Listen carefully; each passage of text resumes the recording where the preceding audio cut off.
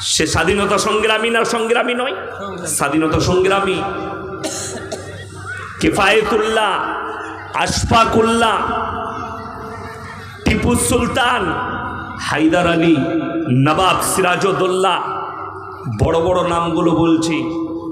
মাল্টার জেলে কয়েকশো আলেমকে রমজান মাসে আন্ডার প্যান্ট পরিয়ে রেখেছে, কয়েকশো আলেমকে।